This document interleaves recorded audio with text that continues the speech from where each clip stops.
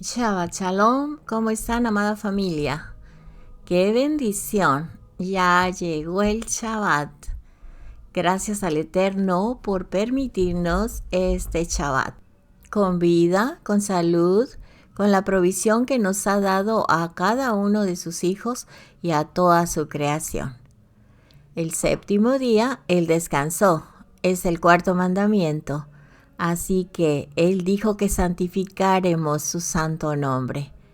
Y precisamente es lo que estamos haciendo y vamos a ver una parte de la Parashá Toldot que traducida al español es Generaciones. Bienvenidos todos a su canal, su servidora Leticia Herrera, Ministerio México, desde el país de México. Océano Pacífico, la perla del Pacífico. Sean muy bienvenidos todos a su canal. Oremos, mis amados. Shabbat Shalom. Qué alegría estar adorando a Adonai. Amén. Oración para leer la Torah. Baruch Adonai Hameborach Leolam Baed. Baruch Ata Adonai Eloheinu Melech Haolam.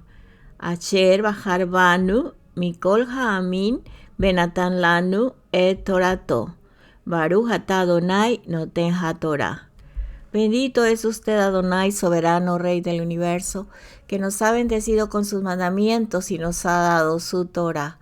Bendito es usted, Adonai, soberano Rey del universo, que nos instruye con su Torah. Beshem Yeshua HaMashiach, Rey de Israel. Amén y amén.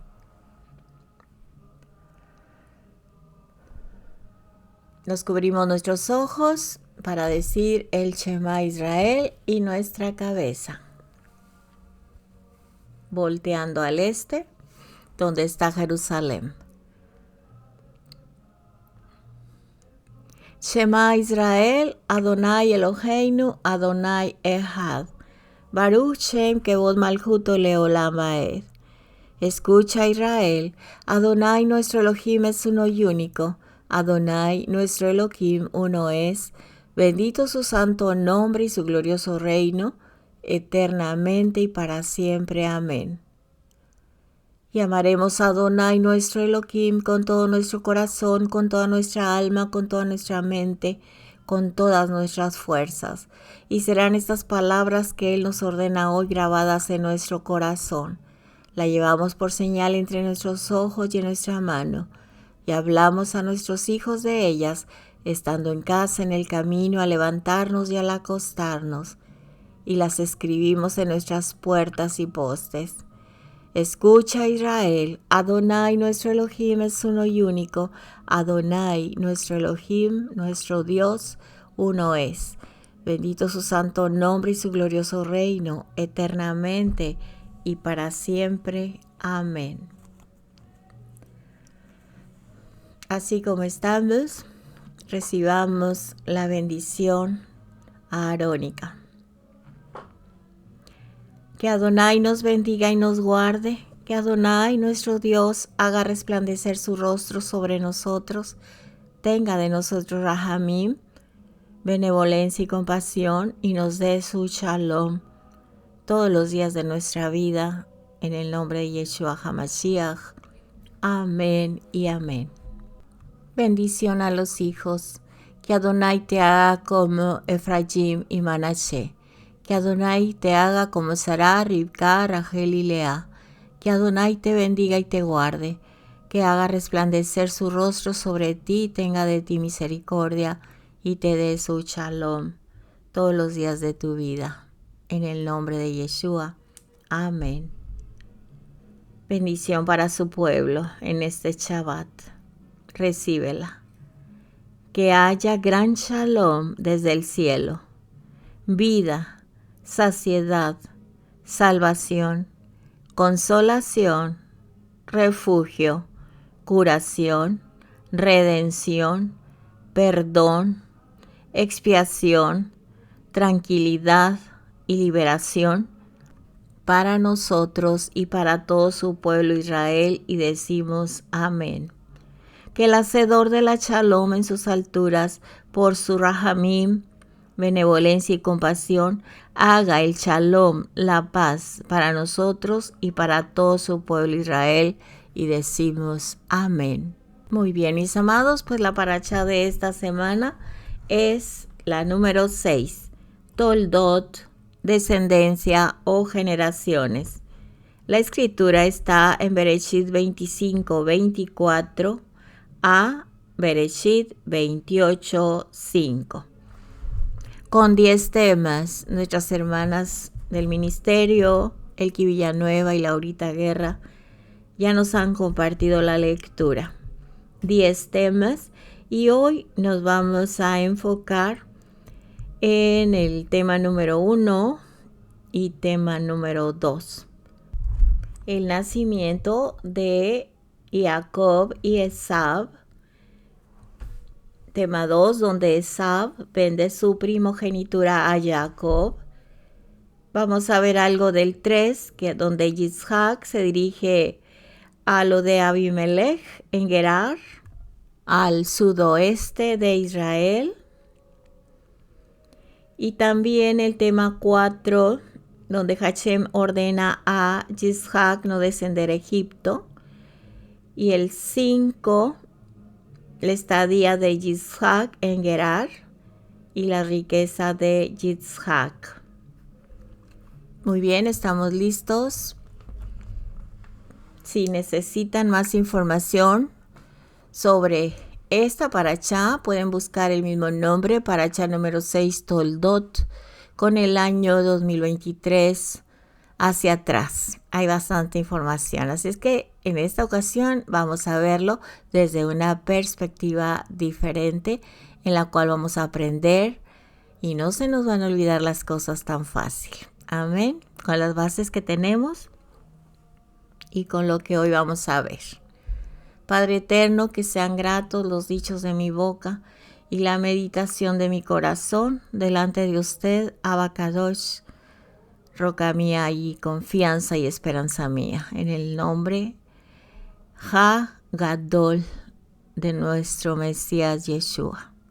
Amén, amén. Así que estamos en Bereshit, Génesis 25, 19 al 28:9.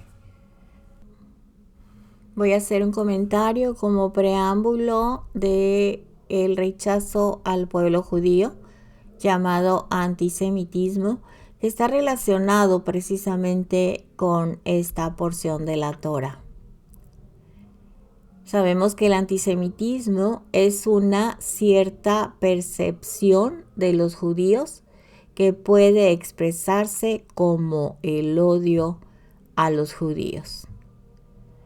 Las manifestaciones físicas y retóricas del antisemitismo se dirigen a las personas judías o no judías y o a sus bienes, a las instituciones de las comunidades judías y a sus lugares de reunión.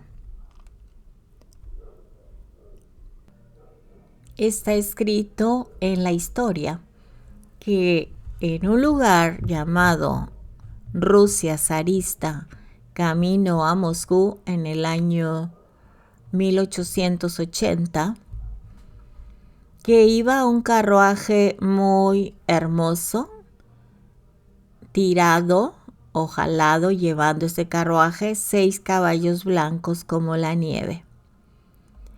Dentro de ese carruaje va sentado el famoso Sir Moshe Montefiore, un hombre rico, judío, inglés, que es miembro del Parlamento británico y filántropo conocido mundialmente.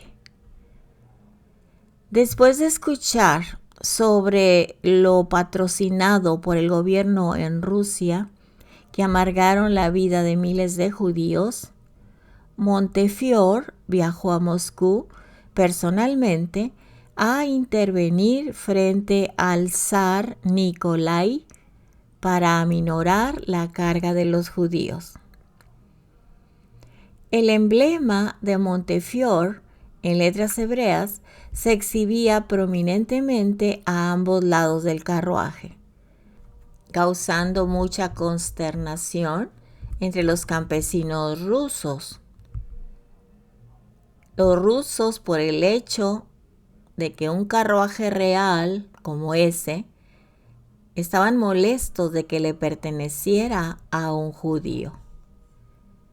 Mientras la carroza o el carruaje disminuía la velocidad, una piedra, una roca, golpeó uno de los lados con un gran estruendo.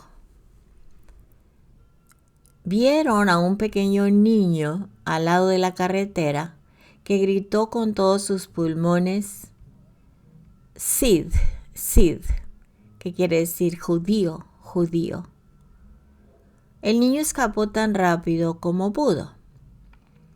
Montefiore inmediatamente ordenó a su chofer que detuviera el carruaje y atrapara al agresor mientras ocurría la persecución. Montefiore se puso muy emocional, dado a que esta era la primera vez en su vida que era blanco de un acto antisemita. Cuando el hombre capturó al pequeño delincuente, este fue llevado con vergüenza ante un tembloroso Montefiore. El niño esperaba una buena paliza y en vez de esto recibió una pequeña enseñanza traducida al ruso que decía, refiriéndose Montefiore a este niño, niño mío, debo decirte que he sido llamado por muchos títulos durante mi carrera. Me llaman señor, me llaman sir, me llaman miembro del Parlamento y caballero distinguido. Sin embargo, el título por el que me has llamado tú es uno de los que estoy más orgulloso. Entonces, realmente me gustaría agradecerte. Y después de eso, liberó al sobresaltado niño. La riqueza de Montefiore y de otros judíos, como la familia Rothschild, salvaron a innumerables judíos de todo tipo de desastres a través de la historia. Derechos reservados de aishlatino.com. En esta parashá Toldot leemos sobre el plan de Yitzhak o Isaac de bendecir a su hijo Esab o Esaú en español en términos materiales para que él pudiera proteger y apoyar a Jacob, que iba a pasar su vida en la esfera espiritual del estudio de la Torá y la oración. Sin embargo, nuestra matriarca Rebeca, se oponía fuertemente, porque Rebeca o Ribka había crecido con su hermano mentiroso Labán y había visto a lo que el materialismo sin crecimiento espiritual podía llevar. Ribka entendía que Jacob no podía depender del apoyo de su hermano Esab, sino que Jacob debía recibir también bendiciones materiales, así como ya tenía las bendiciones espirituales. Una pregunta: ¿qué habría sido del pueblo judío, como el ejemplo de la historia, sin los Montefiores o los Rothschilds que ayudaron a rescatarlos, a los judíos, de las dificultades? Esta parashá es una continuación de la historia familiar de Abraham, el matrimonio de Yitzhak y el nacimiento de Jacob y Esab, donde Jacob compró el primer bono de nacimiento, o sea, la primogenitura de su hermano. Recibió astutamente la bendición de su padre y luego escapó para salvar su vida, llamándose el primer judío errante. Yitzhak y Rivka, después de 20 años de matrimonio, se dieron cuenta de que ella era estéril y tuvieron que orar por un hijo. ¿Por qué todas las matriarcas fueron estériles? Los estudiosos de la Torá, nuestros hermanos mayores, dicen que Lea fue originalmente estéril, pero que sus oraciones tuvieron respuesta rápidamente. Entonces, ¿por qué originalmente nuestras matriarcas eran estériles? Otras opiniones dicen porque el Eterno ha demostrado lo sobrenatural para que todo su pueblo confiemos en Él. Y otra explicación dicen que, por así decirlo, nuestro Padre dicen que desea las oraciones de los justos. Y entonces a veces nos ponen situaciones difíciles para que nosotros como sus hijos oremos. Y comparan la oración como una nave espacial capaz de elevar a la persona a un crecimiento espiritual sin límite.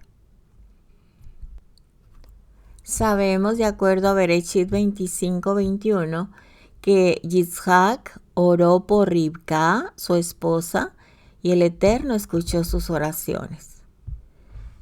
Los sabios comentan que las oraciones de Yitzhak fueron escuchadas por sobre los rezos de Rivka, ya que él era una persona justa, hijo de una persona justa, mientras que Rivka era justa, pero tenía padres malvados. ¿Acaso la oración de una persona arrepentida no está en un nivel más alto que alguien que nunca pecó? Otra pregunta que nos hacemos, ¿no debería Rivka, al venir de un entorno malvado, merecer más crédito en su arrepentimiento o en sus oraciones? Por una parte, una persona arrepentida está en un nivel más alto porque tiene mayor tentación que otra persona que nunca ha transgredido. Y por otro lado, el mérito de un ancestro justo es una gran ventaja para que las oraciones tengan respuesta. Otro punto es que los patriarcas no solo siguieron los pasos de sus ancestros, sino que cada uno forjó un camino propio. Abraham, nuestro patriarca, destacó en bondad. Yitzhak destacó en fuerza. Y Jacob destacó en verdad. Cuando Rivka estaba embarazada, ella notaba movimientos conflictivos dentro de su vientre. Los sabios explican que cuando Rivka pasaba por donde estaban estudiando Torá, había un movimiento como queriendo decir Jacob que estaba empujando déjenme salir. Y cuando pasaba por una casa donde había idolatría, el que pateaba era Esav, que decía déjenme salir. Rivka no estaba consciente de que ella tenía mellizos y ella estaba preocupada, no solo por el hecho de que su hijo, un nieto de Abraham, quisiera ir a la casa de idolatría, sino que temía que este mismo hijo fuera un falso, un hipócrita. Ella pensaba que iba a combinar el estudio de la Torá con las prácticas mundanas. Así que en Génesis 25:22 ella fue al Eterno. Directamente fue a hablar con Adonai En el 23 dice, él le respondió y le dijo, hay 2 naciones en tu vientre. Desde el nacimiento, ellos serán 2 pueblos rivales. Uno de estos pueblos será más fuerte que el otro y el mayor servirá al menor. En la opinión de la tradición judía, dicen que un ángel le enseña toda la Torá al bebé en el vientre materno. Le enseña todo lo que necesita saber sobre la vida, pero posteriormente el bebé olvida todo justo antes del nacimiento. El propósito de esto es que nosotros podamos encontrar la verdad dentro de nosotros mismos y determinar si ese fue el mensaje que el ángel nos enseñó o no. Y si es así, podemos entender que Esab quisiera abandonar el vientre. Pero, ¿por qué querría Jacob también abandonar ese ambiente perfecto? Uno puede tener el entorno y el maestro ideal, pero si Esab es tu compañero de estudio, por supuesto que te quieres salir de allí, separarte de una persona contraria a la obediencia a la Torá. Cuando ellos nacieron como mellizos, Esab salió primero. Él era velludo y con tez rojiza. El nombre Esab, algunas traducciones dicen que significa creado entero, o sea que nació formado completamente. Sin embargo, su hermano Jacob estaba firmemente sujetado al talón de Esab y fue llamado Jacob, que significa en el talón. Los sabios explican por qué Jacob agarró el talón de su hermano. Un ejemplo que ellos dan, que cuando 2 pelotas son insertadas en un tubo y luego son invertidas, la que se insertó al final, que está más cerca de la abertura, sale primero. Entonces, cuando Esab, que fue concebido último, salió primero.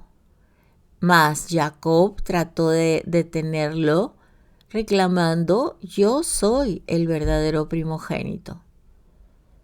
Estos mellizos fueron criados de una forma idéntica. Ellos recibieron la misma educación.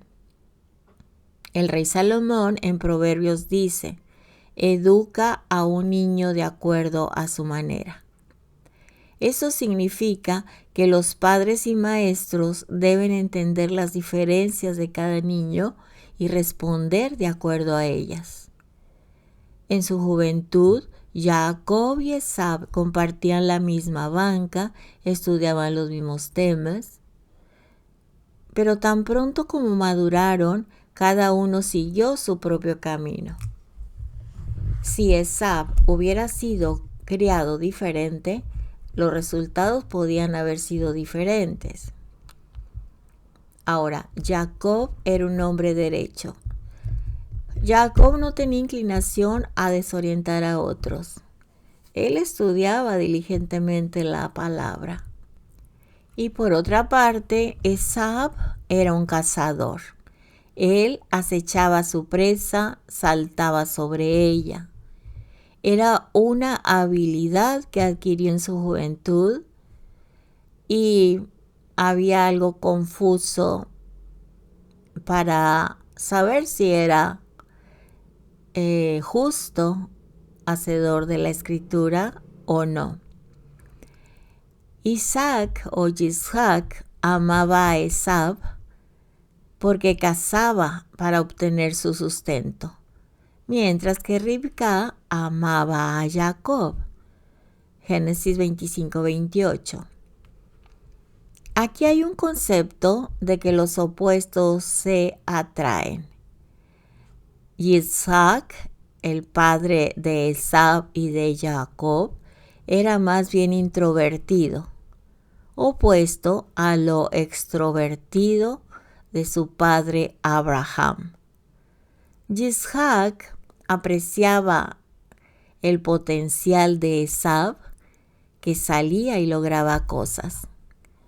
Él cazaba para obtener su sustento y también cazaba a Yitzhak al engañarlo sobre su verdadera esencia. Esav solía hacer preguntas piadosas como: ¿cómo se da el diezmo de la sal? Esto no requiere que se dé diezmo de la sal. Y le hacía también otras preguntas Esav a Yitzhak, por eso dicen que lo cazaba para engañarlo. Le decía preguntas que él escuchaba sobre sus creencias y en parte de la Torá, simplemente para parecer un hombre justo.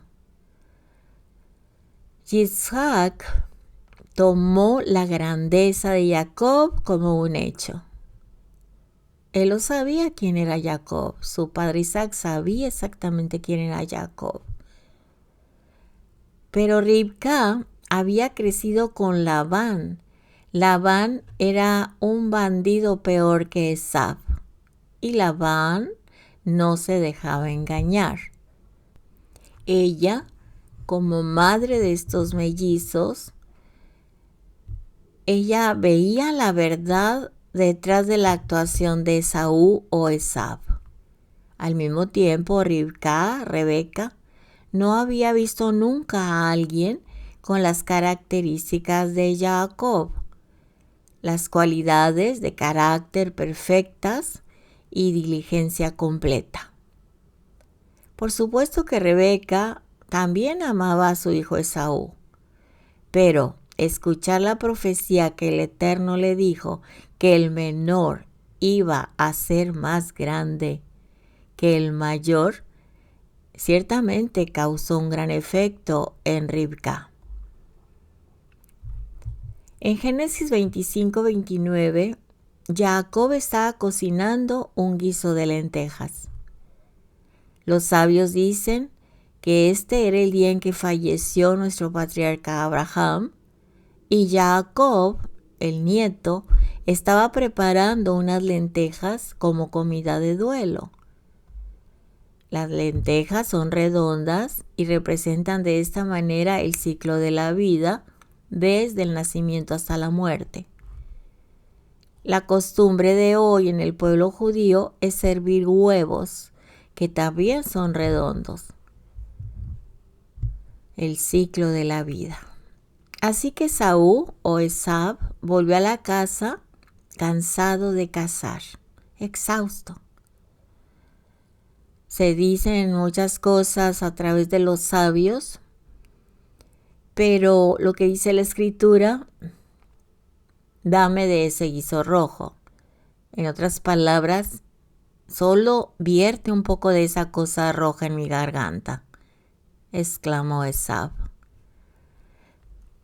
Jacob le dijo: véndeme tu primogenitura a cambio. Esto es lo que le contestó Jacob. El primogénito es el líder de la familia. Él prácticamente estaba diciendo: nuestro abuelo Abraham murió hoy mientras tú estabas cazando en el campo y ni siquiera fuiste al funeral.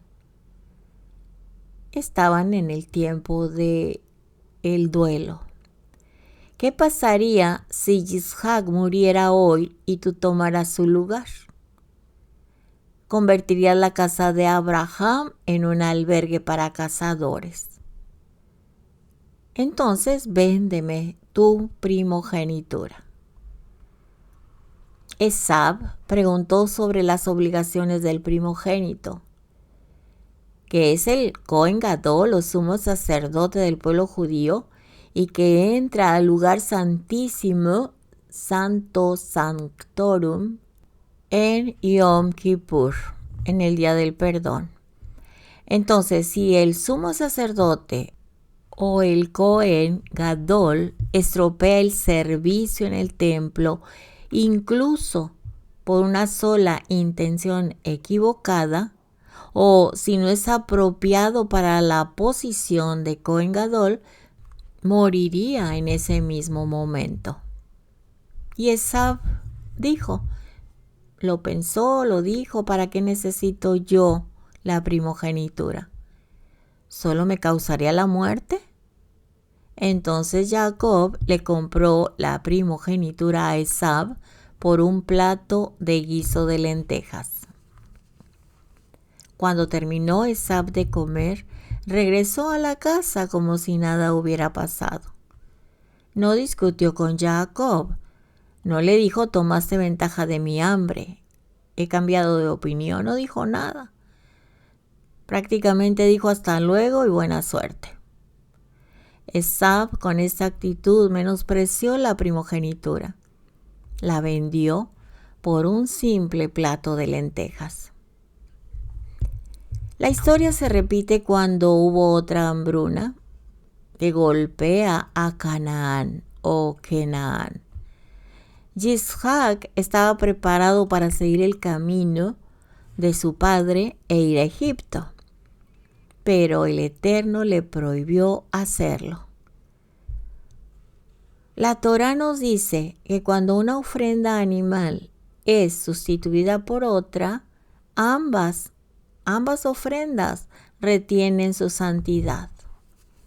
Y dado que Yitzhak fue designado por su padre como ofrenda durante la atadura de Yitzhak, a pesar de que un cordero fue ofrecido en su lugar, Isaac o Yitzhak mantuvo su santidad y por eso no podía dejar la tierra de Israel. Así que Yitzhak y Ribka viajaron a Gerar, el reino de Abimelech. Abimelech era un descendiente del Abimelech original de los tiempos de Abraham. Yitzhak y Ribka también probaron la rutina de hermano-hermana, que pareció funcionar hasta que el rey se dio cuenta de que no estaban actuando como hermanos. Abimelech reprendió a Yitzhak por engañarlo y luego se vio forzado a garantizarles a Isaac y Rebeca protección real a través de la amenaza de pena de muerte. El que los tocara recibiría pena de muerte. La Torá recuerda todo esto para enseñarnos sobre las condiciones sociales que nuestros ancestros debieron enfrentar. Cuando Yitzhak prosperó financieramente, los filisteos lo expulsaron. Y posteriormente, cuando ellos quisieron hacer tratos con Yitzhak, se comportaron de una manera falsa porque dijeron, mira, qué buenos somos, que no te matamos. Y Isaac cooperó con ellos. Yitzhak tuvo que disputar 2 pozos con los filisteos, hasta que le dieron el tercer pozo sin ninguna pelea. Estos pozos habían sido cavados por los sirvientes de su padre Abraham. Y la escritura dice que luego habían de ser tapados con tierra por los mismos filisteos. Ellos le dijeron a Yitzhak en relación a los 2 primeros pozos, en Génesis 26:20, tú cava nuevamente el pozo y quédate con la tierra. Sin embargo, el agua es nuestra. Un sabio muy respetado por el pueblo judío,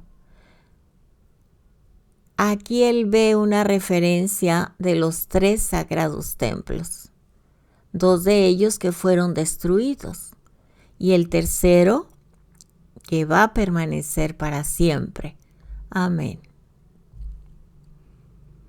Vemos aquí cómo los vecinos veían a los diferentes patriarcas. Abraham era un príncipe de Dios en medio de ellos, Bereshit 23:6. En algunas traducciones decían un rey de Dios. Yitzhak era discriminado y Jacob se convirtió en un judío errante. Esab se casó a los 40 años, tal como su papá. Se casó con una mujer de Canaán, cananita. Se comportó como si nunca hubiera escuchado que la familia de Abraham tenía una aversión por esos matrimonios. Idólatras, los cananitas, causando a sus padres muchos problemas, mucha consternación. Entonces la pregunta es, ¿qué judío observante permitiría que su nuera queme incienso de idolatría en su propia casa? Ellos no anunciaron que era idolatría, sino que todo lo que hacían era realizado en secreto. Pero Ribka conocía la idolatría de su juventud, por eso no quería que su hijo se casara con una mujer idólatra. Yitzhak era extremadamente sensible y por eso le causó una reacción física, refiriéndose a la ceguera de Isaac o Yitzhak. Esta es opinión de los estudiosos. Pero hay otro maestro de Torá que él dice simplemente que el propósito de la ceguera de Yitzhak era para que Jacob pudiera recibir las bendiciones. Yitzhak, llamó a Esaú, a Esab, y le pidió que le trajera carne de venado para comer. De esta manera, Esab recibiría las bendiciones de su padre antes de su muerte. Rebeca, que es Ribka, escuchó y llamó a Jacob. Ella le informó del pedido de su padre y le ordenó que tomara el lugar de Esab. Algunos dicen que eran mellizos idénticos.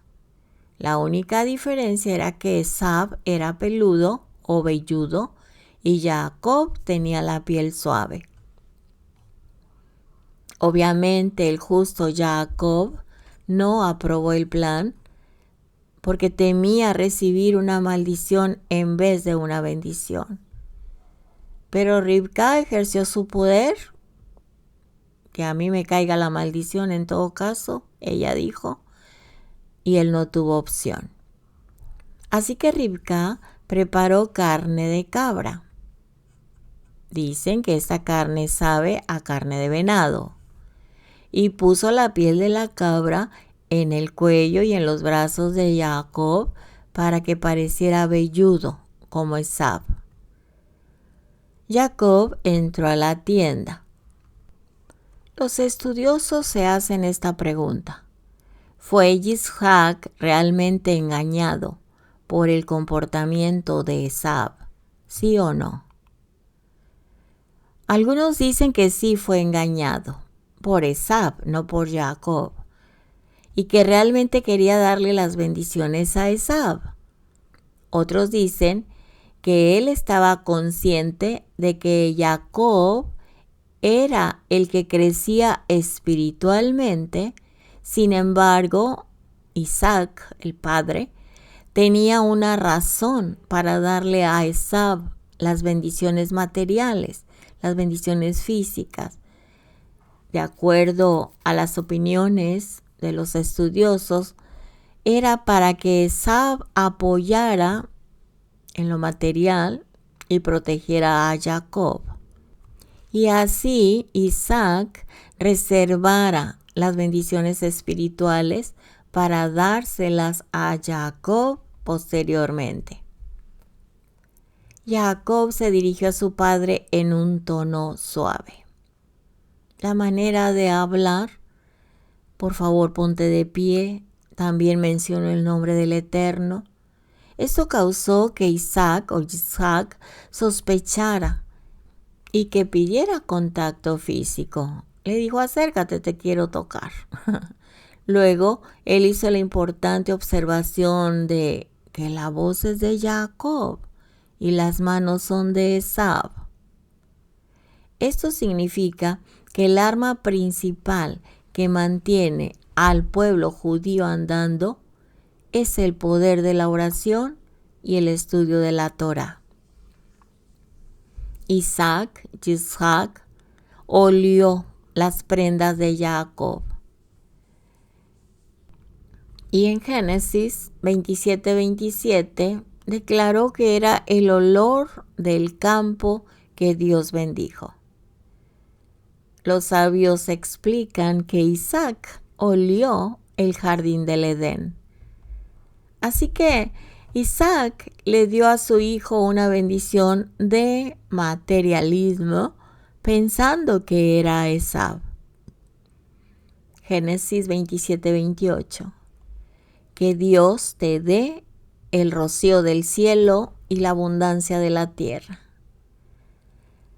Ribca entendió que Jacob no podía depender de Esab para su existencia física, porque también necesitaba bendiciones materiales. Esab finalmente llegó. Jacob se escondió detrás de la puerta.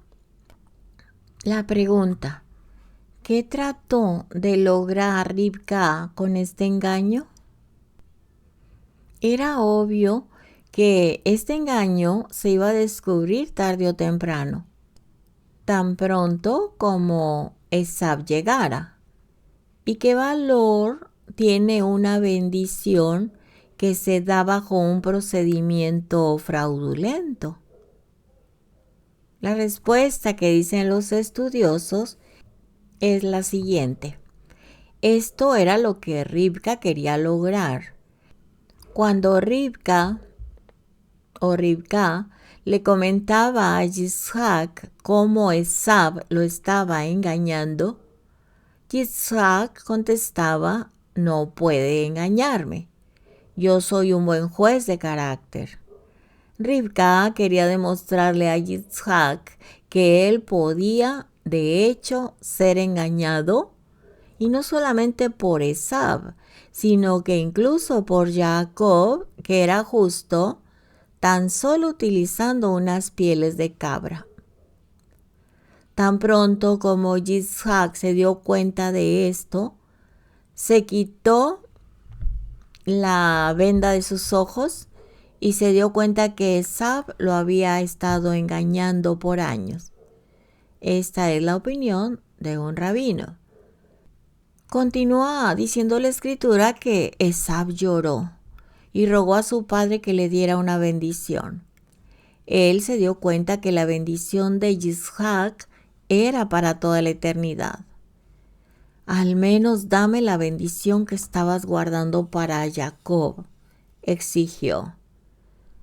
Su padre contestó, esta es una bendición espiritual, Esab, y eso no tiene utilidad para ti.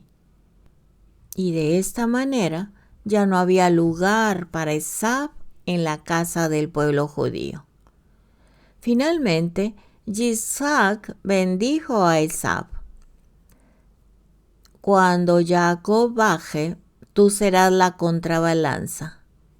Eso significa que en cualquier momento de la historia en que las masas de judíos violen la Torá e ignoren sus consecuencias, Esab va a utilizar el rechazo al pueblo de Israel, el antisemitismo, para castigar a Jacob hasta que se arrepienta.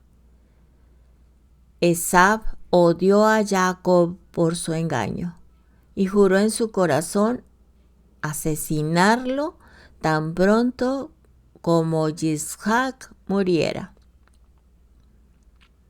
porque él no le causaría a su padre un dolor tan grande en vida. Ribca estaba consciente, a través de la inspiración divina, de los planes de Esaú y le rogó a Jacob que escapara. Le aconsejó que se fuera donde su hermano Labán, porque Esaú tenía miedo de empezar con él. Ribca le dijo a Isaac: no puedo soportar a estas mujeres cananitas. Si Jacob se casa con una de ellas, prefiero morir. Isaac entendió y llamó a Jacob y le ordenó que no se casara con una canaanita. Isaac le dio la bendición espiritual de Abraham que había estado guardando para él, confirmando incondicionalmente que todas las bendiciones eran ahora solamente para Jacob. Y le dijo que fuera a casarse con las hijas de Labán. Jacob se despidió. Por otro lado, Esaú se dio cuenta que sus padres no aprobaban a sus esposas. Entonces salió y se casó con una de las hijas de Ismael o Yismael. Sin embargo, conservó a sus esposas idólatras canaanitas. No se divorció, no las dejó, continuó en la misma situación. Así que vamos a continuar ahora con el balance físico y espiritual del poder. La segunda mitad del libro de Bereshit se enfoca en Jacob, el hijo de Isaac, el nieto de Abraham. Jacob es una figura de transición desde el individuo que le sirve al Eterno y a la nación que representa a Dios colectivamente en este mundo. Podemos encontrar una clave para entender esa transición en la diferencia que había entre los hijos de Abraham e Isaac por un lado y Jacob por el otro. Todos los patriarcas tuvieron más de un hijo. Abraham tuvo a Ismael e Isaac.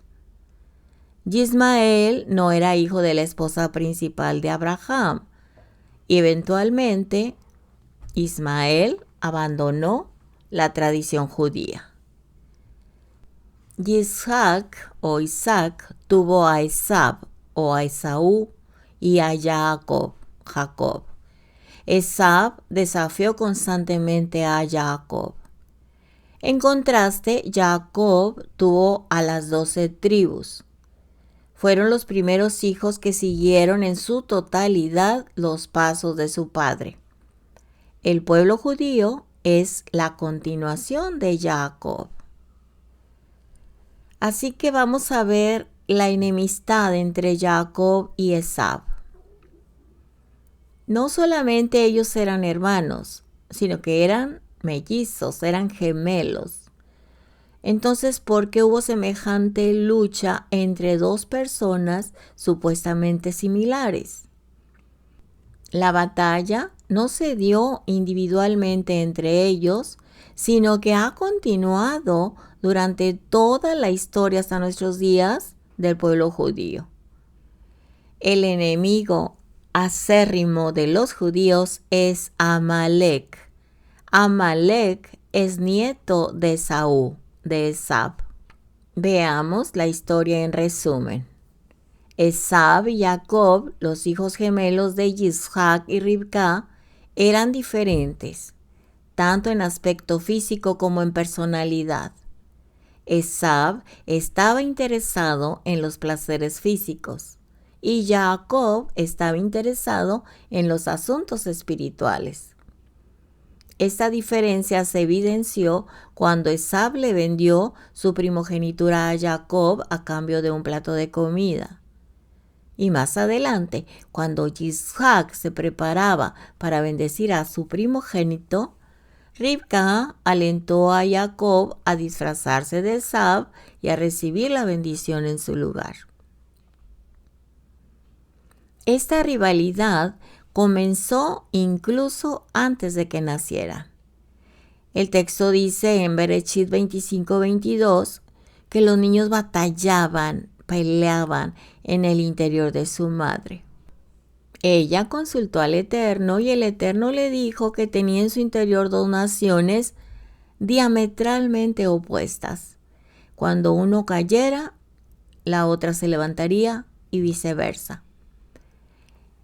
Esta historia pareciera negar el concepto de libre albedrío.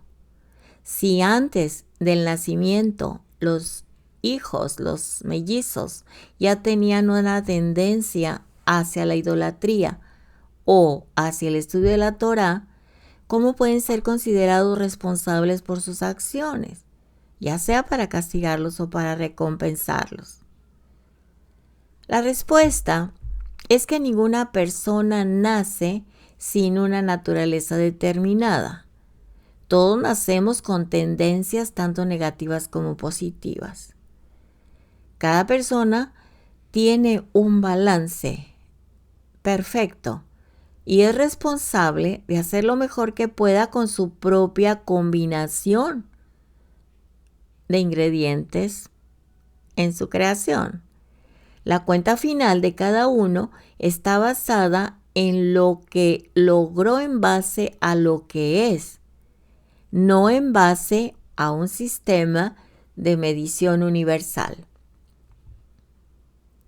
El hecho de que Esab haya tenido determinada tendencia y que Jacob haya tenido la tendencia opuesta, esto iba de acuerdo al plan único para cada uno de ellos. La historia del nacimiento de Esab y Jacob revela algo muy importante. A pesar de ser gemelos, eran muy diferentes. Esab nació primero, todo rojo y cubierto de pelo, y Jacob vino después, aferrado al talón de su hermano. En base a la omisión de detalles, Jacob pareciera ser un bebé normal, analizando la descripción de sus infancias. Las diferencias, que en principio eran evidentes solo para su madre, se fueron haciendo cada vez más y más obvias. Jacob era el niño tranquilo que estudiaba en la tienda, mientras que Esab cazaba en el campo.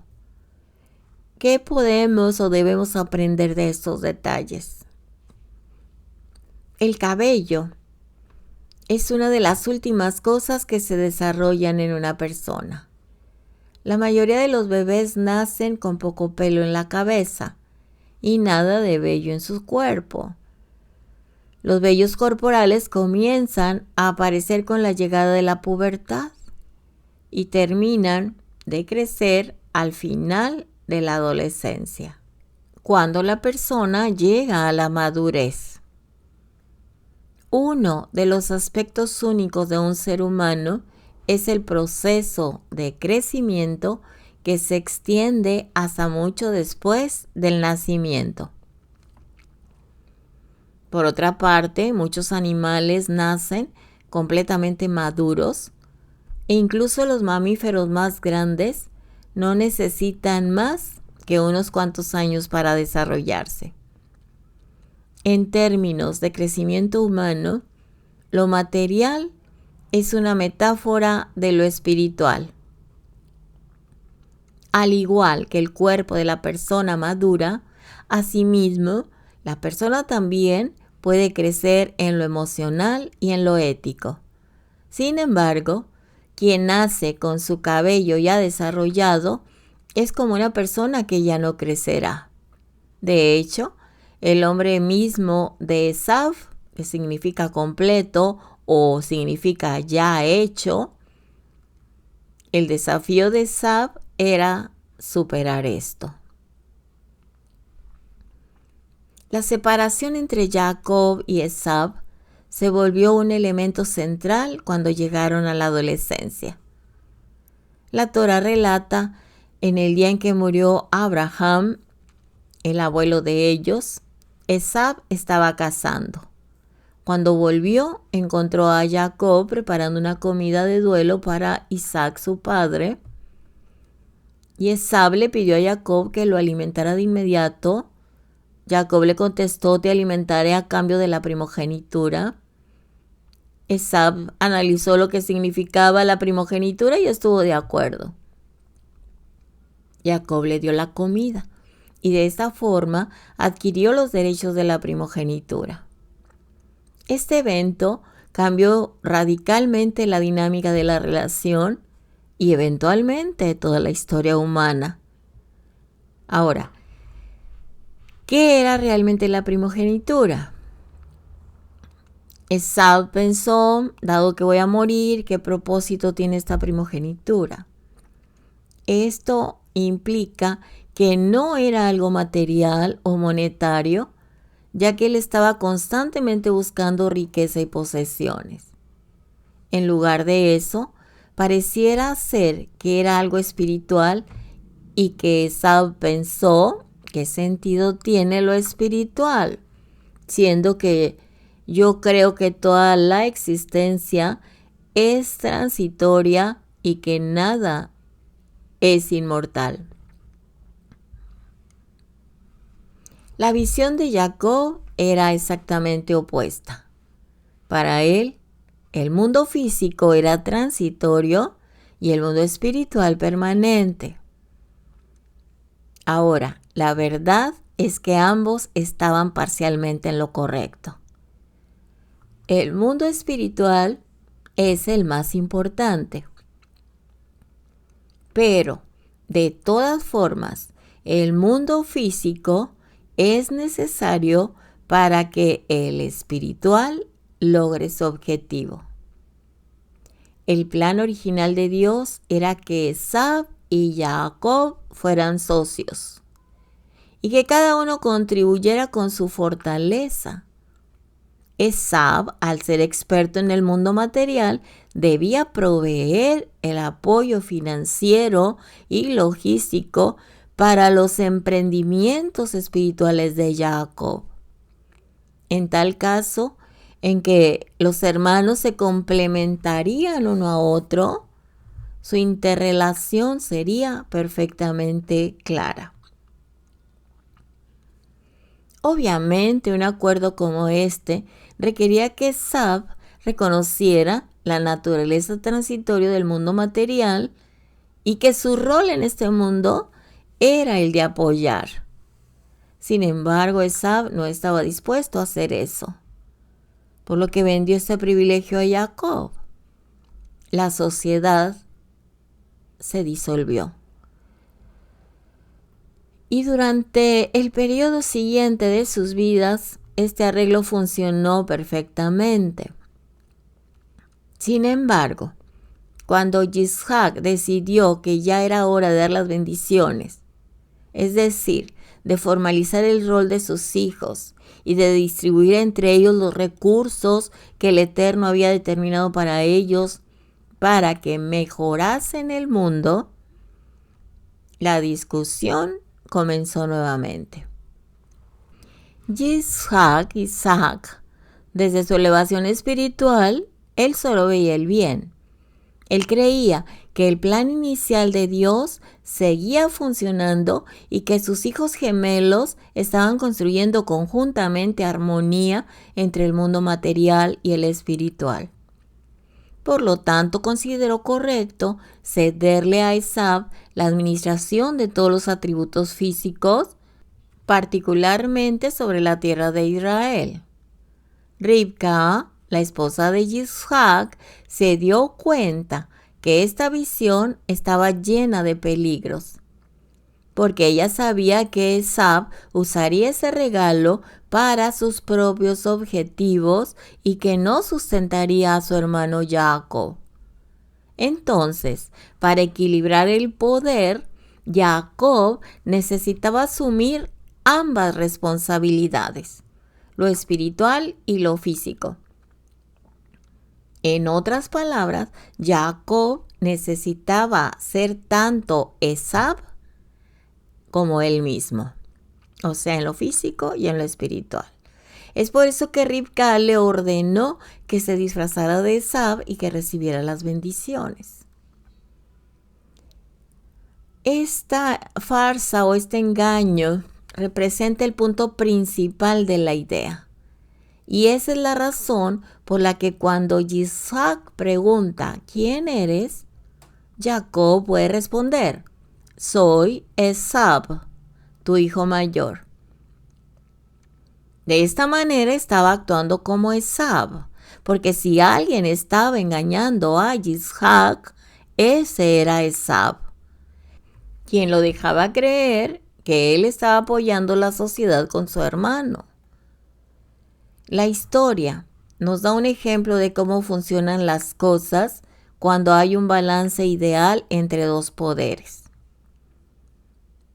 En la historia, hace aproximadamente 2000 años, el emperador romano Antonino viajaba todos los días por un túnel secreto para ayudar al rabí Yehuda Hanashi, el líder del pueblo judío. A cambio, el rabí Yehuda le enseñaba a Antonino la sabiduría de la Torá. Y Antonino se volvió un converso recto. Sin embargo, la mayoría del tiempo estos dos poderes no funcionan en un acuerdo, en una concordancia, debido a que están tan íntimamente relacionados. Siempre mantienen una proporción inversa. Como dice la Torá en Génesis 25:23, las dos naciones no serán grandes al mismo tiempo. En el mundo que el Eterno creó, hay un constante ir y venir entre estas dos ideas. Un mundo que se basa en la afirmación de que lo material está para servir y mejorar a lo espiritual. No pueden coexistir con un mundo que venera lo material y que lo considera su objetivo inherente. Si Esab y Amalek, su heredero, gobiernan, entonces quiere decir que el mundo ha negado la espiritualidad y que la idea del judaísmo es relegada a la burla. Por otro lado, si el pueblo judío asciende, entonces por definición lo espiritual guiará lo físico o material. Así que es un sube y baja histórico. En ocasiones el poder está arriba y en otras el otro está arriba. Dice en el Talmud: no le creas a alguien que dice que vio a Cesarea y a Jerusalén reconstruidas. Es algo imposible. Sorprendentemente, esta misma idea es la raíz del antisemitismo. En el Midrash de los judíos dice que cuando Esab estaba envejeciendo, llamó a su nieto Amalek y le dijo: traté de matar a Jacob y no pude. Ahora te confío a ti y a tus descendientes la importante misión de aniquilar a los descendientes de Jacob, al pueblo judío. Lleva a cabo esta tarea por mí.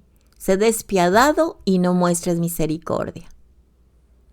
¿Por qué la filosofía de Amalek es tan destructiva para los judíos? El Talmud explica esto basado en el texto bíblico que describe la forma en que Amalek tropezó con los judíos. La palabra tropezó en hebreo es karja, casualidad. Amalek ha luchado a través de las generaciones por la idea de que la casualidad es la fuerza operativa de los eventos del mundo. El texto continúa: y Amalek no le temía a Dios. En contraste, Los judíos siempre han creído firmemente en la providencia divina. Es decir, que todo lo que ocurre es causado por Dios mismo. Obviamente, estas dos ideas están en contradicción directa y no pueden coexistir. Esto no solo crea rivalidad, sino que también crea enemistad. Después del Éxodo, Amalek atacó a los judíos a pesar de haber vivido en una tierra muy distante y de no estar bajo ninguna amenaza inminente. ¿Por qué los atacó? Porque fue un acto motivado exclusivamente por el odio. Y es lo que se ve hasta el día de hoy. Este ha sido el refrán antisemita durante toda la historia. En el libro de Esther, capítulo 3, verso 1, identifica a Amán como un descendiente directo de Amalek. El Talmud señala a una nación llamada Germania de Edom como descendiente de Amalek. Y si citamos lo que dijo Hitler, que el judío le ha infligido 2 heridas a la humanidad: la circuncisión en el cuerpo y la conciencia del alma. ¿Está muy claro? Así que la batalla continúa hasta el día de hoy. Nuestro mundo ha sido bendecido con una cantidad inimaginable de riqueza. Los descendientes de Jacob estamos usando nuestros bienes para avanzar en nuestros objetivos espirituales y acercar a la humanidad al Eterno, que ese es nuestro llamado. ¿O qué estamos haciendo? Al igual que Esab, se está sumergiendo el mundo en placeres más allá de lo material que no tiene ningún sentido. Nos quedamos con esta pregunta personal para ti que has escuchado. ¿Estás ayudando en la obra del Eterno a que prospere o estás guardando lo material para ti mismo? El objetivo es si estamos usando nuestros bienes para avanzar en nuestros objetivos espirituales y acercar la humanidad a Dios, porque este es un mandato del Todopoderoso para su pueblo. Esta pregunta es la clave en todo lo que hacemos. Después de todo, este es el destino del pueblo de Israel: traer al mundo a tomar conciencia de la belleza y el poder de lo trascendente y utilizar todas nuestras posesiones materiales con ese objetivo. Amado hermano que me escuchas, amada hermana, ¿estás a la altura del desafío? ¿Estás a la altura de este llamado? ¿Hacia dónde se inclina tu balanza? Padre eterno, le damos gracias en esta hora por su bendita palabra. Hasta el día de hoy, usted nos sigue exhortando que prediquemos el Evangelio a toda criatura, que extendamos el reino de usted. Es una ordenanza. Unos lo hacemos a través de los ministerios y otros lo hacen a través del apoyo, del gran apoyo que usted les ha dado a su pueblo en lo material, para que compaginados los dos cumplamos este llamado. Gracias, Padre eterno, porque hoy más que nunca debemos estar unidos, trabajando juntos, y más cuando vemos que este día se acerca, donde usted nos va a pesar en una balanza a ver dónde se inclina lo que usted nos dio para administrar y para que toda esta humanidad se acercara a través del apoyo material y el apoyo espiritual, se acercara a usted. Bendito es usted, Adonai, soberano Rey del universo, que nos ha bendecido con sus mandamientos y nos ha dado su Torah. Bendito es usted, Adonai, soberano, Rey del universo, que nos ha instruido con su Torah. Beshem Yeshua HaMashiach, Rey de Israel, Rey de nuestras vidas. Emmanuel, Dios con nosotros, usted mismo enviando a su mensajero, para que entremos en razón y en obediencia, porque el día se acerca. Gracias, Padre eterno, por esta su bendita palabra. Sea usted aún más glorificado y gracias por la oportunidad que nos da y nos exhorta para afirmarnos hoy más que nunca en el área que nos ha puesto a cada uno. Ser uno, ser colaboradores con usted, como dice en Juan 17, que seamos uno. Como usted, Yeshua, es uno en el Padre, así oró para que nosotros en lo material y en lo espiritual seamos uno con usted. Le adoramos a Bakadosh en el nombre de Yeshua HaMashiach, Rey de Israel. Amén y amén. Amén. Shabbat Shalom, amada familia. Gócense y alégrense si estamos en cumplimiento de su palabra. No le podemos robar al Eterno. Dice, pero ustedes me han robado. No robemos al Eterno, no detengamos su obra, no seamos como los amalecitas, como los hijos de Esaf, no seamos así, el tiempo se acaba. Shabbat Shalom, gócese mi amado hermano, y alineémonos y afirmémonos, porque su venida está pronta. Shabbat Shalom, y que tengan una nueva semana muy bendecida.